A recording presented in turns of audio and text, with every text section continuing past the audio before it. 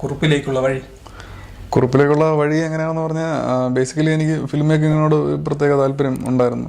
കോളേജിലൊക്കെ പഠിച്ചു കഴിഞ്ഞിട്ട് ഇങ്ങനെ നിൽക്കുമ്പോൾ പക്ഷേ എങ്ങനെയാണ് ഇതിലോട്ടൊരു എൻട്രി കിട്ടുക എന്നുള്ളതിനെ പറ്റി യാതൊരു ഐഡിയയും ഇല്ലാതാക്കിയിരുന്ന ഒരു സമയമാണ്. അപ്പോൾ ആ സമയത്താണ് ഈ സെക്കൻഡ് ഷോ എന്ന് പറയുന്ന പടം ഇറങ്ങുന്നതും അതൊരു ചർച്ചാ വിഷയമാകുന്ന ഒരു സമയമാണ്.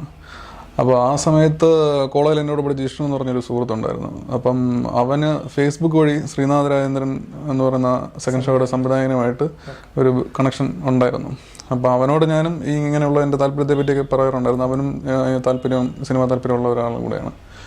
അങ്ങനെ അദ്ദേഹത്തെ ബന്ധപ്പെടുകയായിരുന്നു.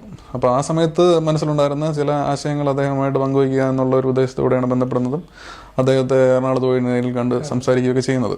അപ്പം നമുക്കിപ്പോൾ ഞാൻ കുറച്ചൊക്കെ എഴുതുന്ന കൂട്ടത്തിലാണ്, നമുക്കൊരു പേടി ഉണ്ടാവും. ഭയങ്കരമായിട്ട് അങ്ങനെ ഒരു പേടി ഉണ്ടായിരുന്നു. അത് ഞാൻ അദ്ദേഹത്തോടും പങ്കുവച്ചിട്ടുണ്ടായിരുന്നു. അപ്പം